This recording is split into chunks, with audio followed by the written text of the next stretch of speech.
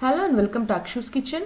Today we will see how to prepare Thattai or Thattal, for which we will need the following ingredients to prepare approximately 40 to 50 average sized Thattai about 2 inch in diameter.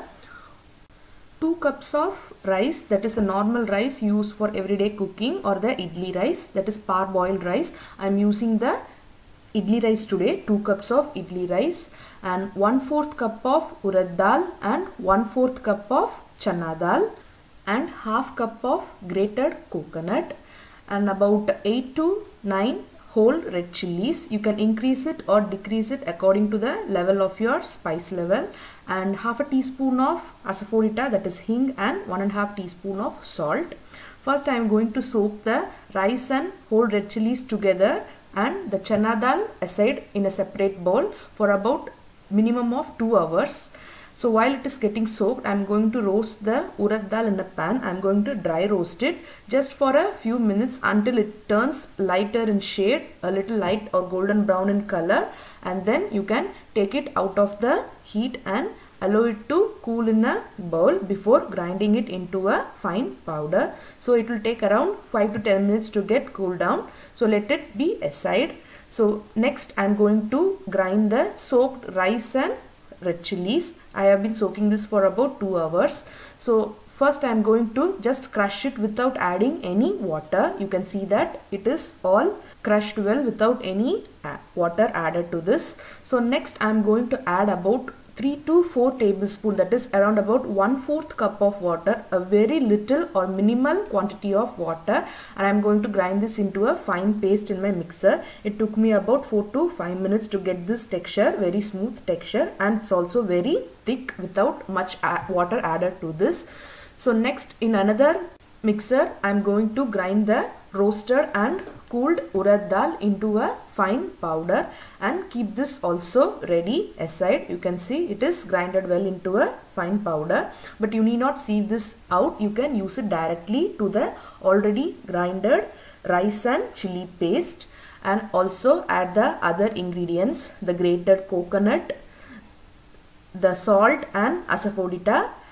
And also I am going to add some curry leaves to this, chopped curry leaves. It gives some good flavor and taste to the recipe. So I do not mention it in the ingredient list, but try to add some. And also the soaked chana dal. And now mix it all well together. You have to note that I am not adding any water to this because the moisture present in the rice paste is enough to bind all the ingredients well. So that is the reason I asked you not to add more water while grinding the rice. If it is too watery, then you will not get the perfect texture. It will become very moist or watery dough. So that is the reason you have to add minimal water as possible while grinding the rice. Now you can see this is a perfect texture. In case if you get the rice paste to be very watery, or if your dough turns to be a little loose, you can add a little rice flour to this in order to absorb the excess moisture. And now I am going to grease my inner palm with some oil, and I am going to take a small ball out of this dough, a very small size, half the size of a lemon, and roll it into a ball shape, and then I am going to press it in my inner palm with the help of my fingers. So take care to press it very thinly. Also take it out a few times and then start pressing again so that it does not stick to your hands. And also take care that it is evenly pressed and there is no lumps at any sides. So ensure it is evenly and flatly pressed, and then I am going to peel it out from my hand and put it in hot oil. So that is the reason I am greasing my inner palm with oil, so that it does not stick to my hand.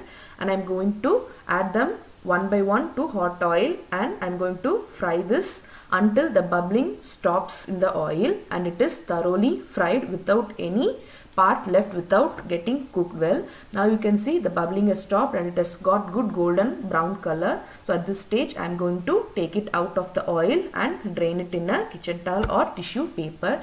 In case if you find it difficult to press it then and there, what you can do is you can have a cling film in your worktop, grease the cling film with some oil and then press it. So by pressing like this, you can get very thin thattai and pressing in your hand. Also it will be easy. While the thattais are getting fried for one batch, you can press it for the next batch and keep them ready. And it is very easy to peel off from the cling film and directly add it to the oil immediately one by one, and you can fry them until the bubbling has stopped.